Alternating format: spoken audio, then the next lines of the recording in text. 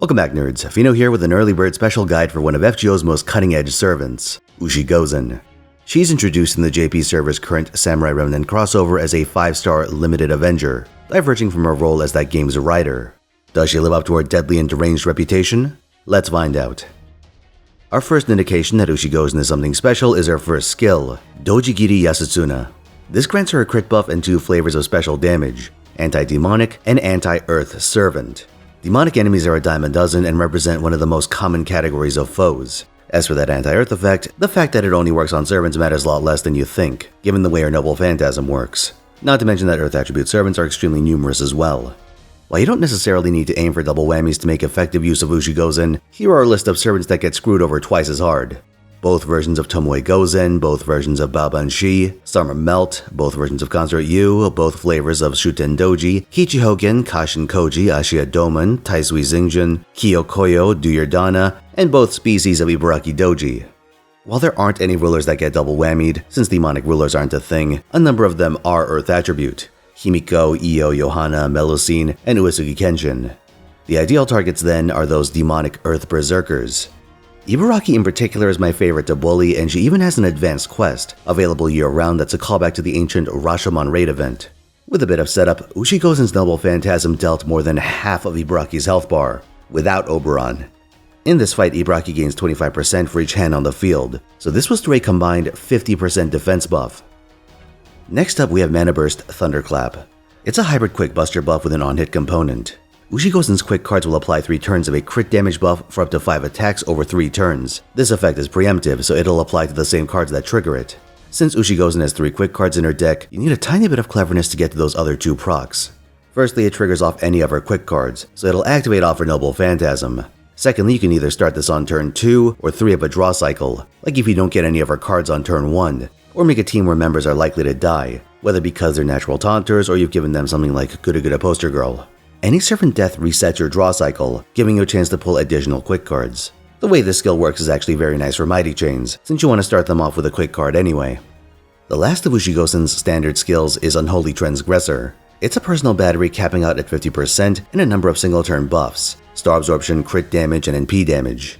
Not only is this her highest priority skill as a battery, but it's also her 3rd source of crit damage. In multi-wave encounters, you should try and save this for last to make use of that NP damage effect. But in boss fights where your target starts on the field, pop it straight away to get that crit component, assuming you have stardumps. Ushi Gozen's Noble Phantasm is Ox King Reversal, Frenzied Tempest. It's an AoE quick attack with a pair of fixed magnitude effects: crit damage reduction and a 40% chance to stun. Its overcharge is anti-earth damage, and unlike her first skill, it's not restricted to servants either. While I'm not super enthused about a low probability stun, those other effects are quite handy. The anti-earth effect extends her reach, while the crit damage reduction helps her suppress bosses. Now, Ushi Gozen does have a very notable weakness in her total lack of hard protection. She's all gas, which means she's vulnerable to both being chipped out by face cards and blown up by noble phantasms. Because of the way the 2 Scotties work, your options for keeping her alive are quite limited. Single target enemies you can divert with taunts, but AoEs pose a much more serious problem. Either you need Caster Scotty with a lot of starting charge, or a Mystic Code like the Atlas uniform. For boss fights, I'd recommend the latter to alleviate one of Ushi Gozen's other problems, her cooldowns.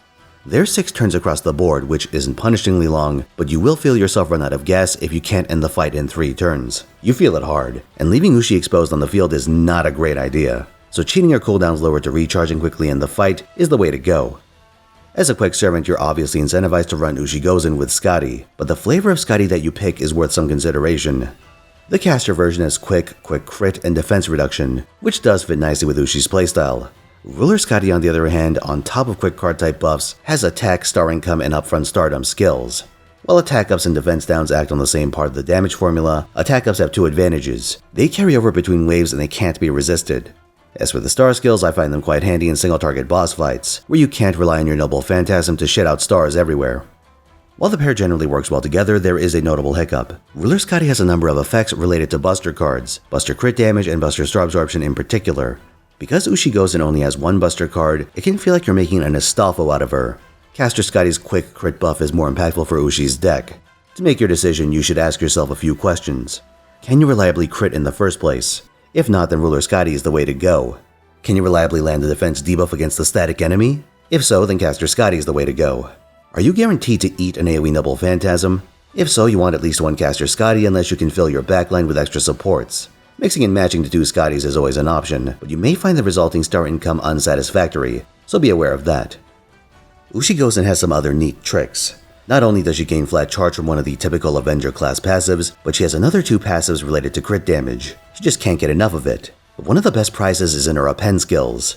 Ushi Gozen has one of those rare anti-class appends that actually fits into her primary use case. Really, it's the gold standard for third slot appends. Anti-berserker damage. While I was slugging it out with the Coup Alter Advanced quest, one of the more resource-intensive fights in that category, I found that my damage wasn't quite keeping up. Some of it was card RNG, but I was also missing a few pieces of the puzzle. The final levels on her first and second skills, but also her append skills in general. So I fished for a second copy and lucked out. The extra NP level is outstanding and something I'd highly recommend if you plan to get Ushi Gozen, but my main objective was actually servant coins. And guess what? That append makes a world of difference. So if you want to take Berserkers to Pound Town, 100% get that. Her extra attack append doesn't look half bad either. Looking at this, you might be thinking, great, I'll farm Berserkers with her. Well, about that. Ushi Gozen lacks any kind of NP gain effect in her kit. Her battery's impressive, sure, but if you try to farm Berserkers with her, things will turn into a huge disaster right away. This is with K-Scope and Fragment of 2004 as well. To actually 3-3x farm with Ushi Gozen, you'll want to have a swap mystic code and help from Oberon. It's far from ideal, meaning this sort of encounter is best left for Edmund Dantes or one of the Arts Avengers, like Space Ishtar or Summer Kama. Those last two have the advantage of being able to run arbitrary craft essences. Now you can make headway against some of the other classes, and you can even run Traces of Christmases Past against mixed rider/caster nodes, for example. But farming very rarely feels secure with Ushi Gozen. Once you get into the realm of extreme endgame farming, however, Ushi Gozen's anti-earth and demonic effects combined with her 50% battery means she's a puzzle piece you can work into your 90++ setups. She hits immensely hard within her niche, and if she only has to account for a single wave, that reach might make up for atrocious refund. This is all hypothetical, of course, but something to consider. For generic usage, consider Black Grail, always a strong pick, or Golden Sumo, which makes up for a lack of an inherent attack buff. Ushi Gozen might not have the makings of an all-time great, but if you understand her limitations, play around her face cards, and exploit her anti-buffs, she can unleash the kind of damage that'll make the earth shake. An interesting servant to be sure. Now for something a little different. There's a couple of directions I could have gone for the story portion of this video, but Ushi Gozen's role in Samurai Remnant and real-world mythology, I'll set on those for another day.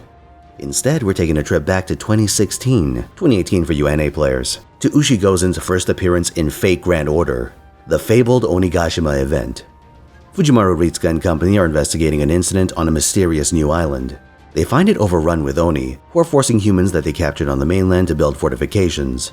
The team, joined by Kintoki and his new ride, fight their way through a number of checkpoints manned both by Oni and some familiar faces they hired as mercenaries, like Hojiro Tamamo and Kiyohime. They reach a tea house where Shuten and Ibaraki Doji have set up shop. According to them, they aren't the cause of the incident, just on vacation to start shit with the local upstarts. A bit of light genocide, the usual. While snooping around, they found a holy grail in the island's treasury and stole it. After engaging in a bit of sparring and attempted murder with Kintoki, they think about using it to spice things up, but they're interrupted by Raikou, who's also on the island. She takes off in pursuit, leaving Ritsuka's team to continue up the mountain.